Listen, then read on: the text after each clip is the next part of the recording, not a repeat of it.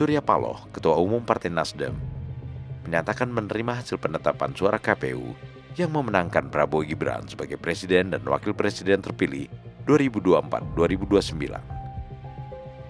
Suka atau tidak suka harus menerima ketetapan KPU itu sebagai mekanisme yang telah ditetapkan bersama dan harus disepakati dalam kehidupan bernegara.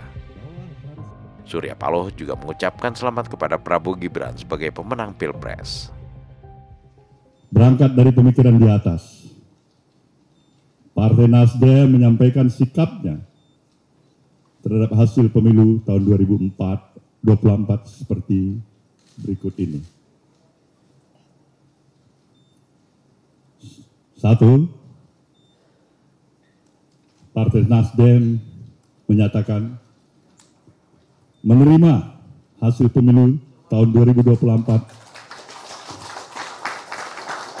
yang telah dilaksanakan pada tanggal 14 Februari 2024 yang lalu. Baik pemilihan anggota legislatifnya maupun pemilihan presiden dan wakil presiden dalam Pilpres. Kedua, Partai Nasdem mengucapkan selamat kepada seluruh partai politik peserta pemilu legislatif tahun 2024. Beserta dengan ketiga pasangan calon yang telah mengikuti kontestasi pemilihan presiden pada pemilu 2024. Partai Nasdem juga mengucapkan selamat kepada pasangan Prabowo Subianto dan Gibran Rakabuming Raka sebagai pemenang Pilpres tahun 2024. Surya Paloh adalah ketua partai yang pertama kali menyampaikan sikap politik partainya yang menerima hasil ketetapan KPU. Itu sebabnya merebak narasi tentang nasib hak angket yang selama ini akan disuarakan oleh Partai Nasdem bersama PKB dan PKS sebagai partai pengusung koalisi Anies Muhaimin. Dalam sesi tanya jawab dengan wartawan, Ketua Umum Partai Nasdem, Surya Paloh menjelaskan posisi politik Partai Nasdem terkait dengan hak angket. Seterusnya hak angket. Ini yang paling menarik. Saya berbicara dengan saudara semuanya dengan bahasa kita dalam komunitas pers. Ada keterus terangan, ada spontanitas.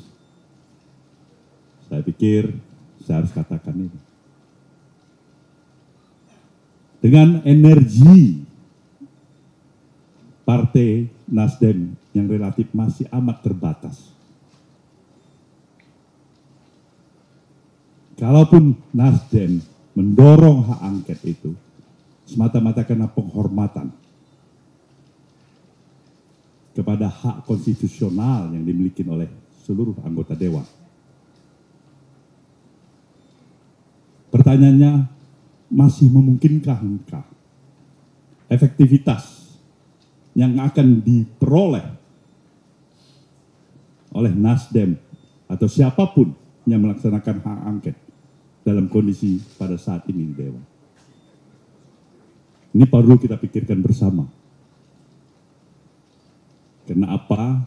Demokrasi yang ada pada saat ini tidak lagi mengedepankan ajas musyawarah dan mufakat. Tapi suara terbanyak.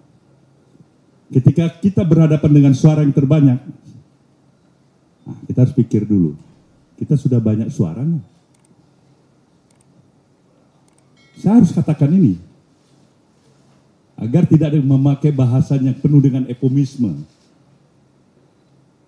Sebenarnya ini hak angket bukan yang pertama sekali kita kenal.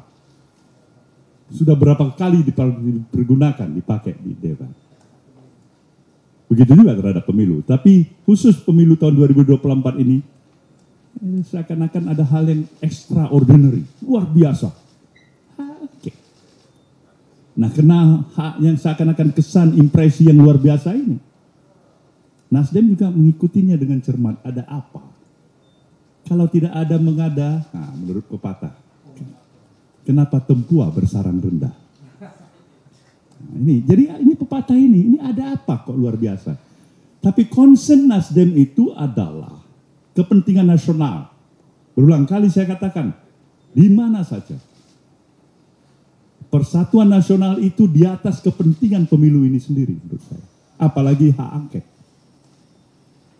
Jadi kami serahkan pada kawan-kawan yang ingin meneruskan hak angket, tentu Nasdem amat sangat menaruh rasa simpati dan respeknya untuk berjalan. Bagaimana sikap Nasdem? Kami akan evaluasi. Kami lihat dulu satu persatu. Partai yang lebih besar dalam posisinya di Dewan Perwakilan Rakyat hari ini bukan Nasdem sebagai partai terbesar. Bahkan rekan-rekan dari PDIP yang pertama sekali mengambil inisiatif untuk menggulirkan hak angket. Nah, kita lihat ini, sejauh mana progresnya berjalan.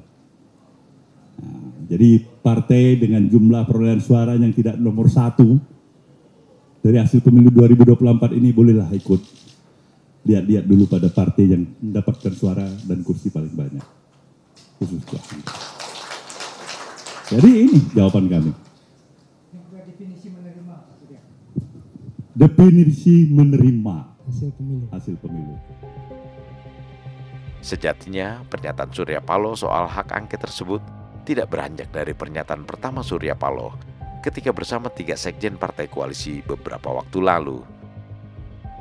Partai Nasdem dan koalisinya, yakni PKS dan PKB, hanya menunggu PDIP sebagai inisiator hak angket. Penegasan Surya Paloh ini juga membuyarkan narasi yang mengatakan bahwa partai koalisi Anies Muhaimin akan bertindak sebagai inisiator hak angket jika PDIP tak juga menunjukkan tanda-tanda menggerakkan hak angket. Mungkin ini bisa menjawab kenapa Nasdem sama sekali tidak bersuara soal hak angket di sidang paripurna perdana DPR awal Maret lalu. Dalam sesi yang sama, Surya Paloh juga mengungkapkan bahwa bergabung dengan koalisi pemerintahan Prabowo Gibran bukanlah prioritas, meski peluang untuk bergabung atau tidak sama besarnya, yakni sama-sama 50%. Pertanyaannya bagaimana nasib koalisi ya? Kira-kira begitu? Apakah akan bergabung pada pemerintahan baru ya? Untuk bergabung pada pemerintahan baru, saya pikir bukan prioritas utama bagi Nasdem. Ya.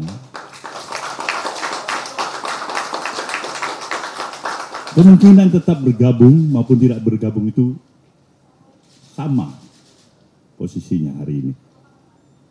Jadi ini saya ingin bertegas, tidak merupakan prioritas untuk segera bergabung.